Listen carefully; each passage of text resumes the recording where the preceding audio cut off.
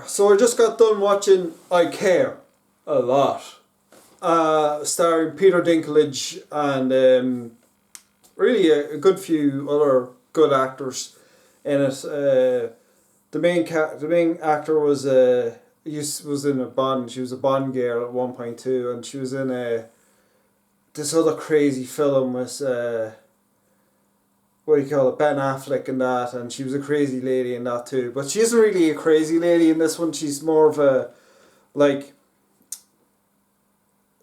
she's psychotic in a way of, like, she doesn't care. She just wants to make money off of old people, basically shoving them in a home, and then liquidating all their assets and just making, just charging them for, making her herself their lawyer and their carer, and then just charging herself, like, whatever, and then just taking all their money, basically. And at the beginning of the film, you see her do this, and basically it starts off in a courtroom, and a guy's trying to, get his mum back, and she's like, well, you never took care of her and all of that, and he was like, I was away, if I hadn't known she was sick, I would have came home and looked after her. And she was like, no, she doesn't want to talk to you anymore, your mother doesn't want to talk to you anymore. And, like, the judge was here listening to and the judge was like a big sap, like, just, she had a big wall of people, and obviously she went to the judge with most of these people, and, like, he just believes her? Really? Okay. And the law says that, like, the patient doesn't have to go to court if they're not, like, mentally fit and that, which I don't know is for this type of thing, but like, the law is funny like that. Like, I'm not a lawyer, so, but, like, I'd love to see the Legal Eagle actually tackle this one, because it'd be really interesting to see. But anyway, the Legalese is kind of like what made the film kind of big, which is good. But she won actually a Golden Globe, and she did an interview a while ago, and Ellen actually asked her, what do you do with your awards? And she says, I bury them in the back garden. Like, which is something you kind of say. I remember when the Joker, like, when they made the Joker, and then the guy playing the Joker came out and was just, like, saying crazy stuff. I feel like they could just say crazy stuff just for publicity's sake. Like, you just promote the film or whatever. They don't care. They're just, whatever, making money.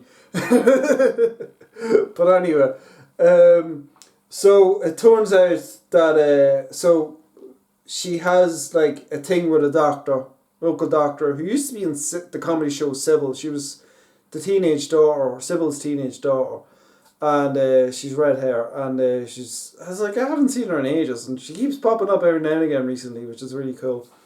But anyway, she's a really good actress too. But anyway, so she's actually the one giving her the patients, the blonde lady, I'm going to call her, the patients, and then she's like, right, I have this woman, she's a potential candidate, she's a cherry, and a cherry's kind of a woman or a person who has no family but is loaded, absolutely rich, so she said, like, go get her, and she's so kind of early onset dementia, so, like, so they had to go to court, and the bloody, like, the doctor goes, oh, she needs to be taken care of and all this. And then the judge just goes, right, okay, I put her in your custody. And then blonde lady shows up at the old lady's house and it's just like, wait, what's happening? What's going on? And she gets dragged to the old folks' home and says, oh, give me your phone, I'll put your number in it. And the old lady gives her phone, unlocks it, gives her her phone, and blonde lady just gives it to the nurse and goes, yeah, you can't have phones in the old folks' home. That should not be a rule. How can you not have your phone? Of course you're supposed to have your phone. How can you not have a phone? Like, that's craziness. Like, do not put your parents or grandparents into an old folks' home that doesn't allow mobile phones or cell phones. That's craziness. That's just absolutely... Unless they have dementia, which is fair enough, I guess. But, like, because then they could be ringing anybody, I guess. But, like, at the same time, it's like, wait, what? And she's entitled to a lawyer, but, like, blonde lady's also her lawyer now. So, like, Okay, but the mistake she makes is like a taxi shows up at the old lady's house and was like, where's Mrs. Bloody Blah? And Joanne's like redecorating. Blonde lady's girlfriend's redecorating the house, trying to sell everything, you know. And she's, oh, right, okay. And then he goes to Peter Dinklage, and Dinklage is like, where's my mother? And you're like, ah! I didn't see the trailer for this. I didn't know Peter Dinklage was in it. It's brilliant. But I knew it was going to be good if Dinklage was in it. So anyway, so he's like, where's my mother? So the whole film is trying to basically, that's the setup of the film. So the whole film's just basically Dinklage trying to get his mum back. In lots of like legal ways and different ways. The movie's kind of educational if it's true to form, which I think it is. I think that's what they were saying. I was reading some articles about it then after I watched the film, and they were saying that this movie exposes like holes in the law and stuff like that. So I think they are trying to be as close to the law as possible, which is great. But so there's some really a lawyer comes in and like he's a hotshot rich lawyer and he tries to get it back, but Bond lady wins that case too. I'm getting into spoilers now if I haven't.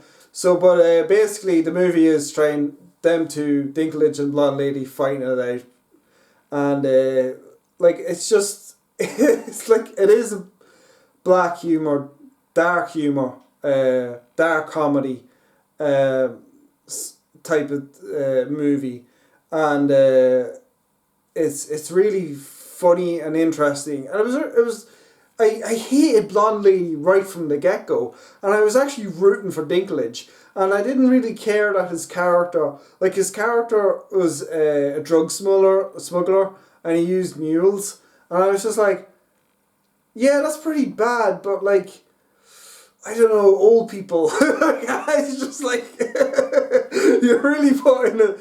So, like, again, it goes back to the Joker of, like, Joker kind of thing of, like, who's the real bad guy type of thing. The boat are. Yeah, and then the other thing was, like, they were constantly fighting it out. And, I was going to make a thing there, I forget now. But, so my favourite scene was kind of them two interacting with each other and having to deal with each other. It was really good, and there was eventually Dinklage does get fed up, kidnaps her, and like takes her out to her quarry and just like talks to her, and then he tries to kill her by to make it look like she drove into a quarry of water. Like, it was really good actually.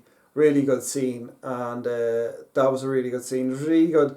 Like, he got his men to try and break her out of the old folks' home. That was a really good scene. This is a really good movie. Like, it's really in contender for best movie, best picture, I think.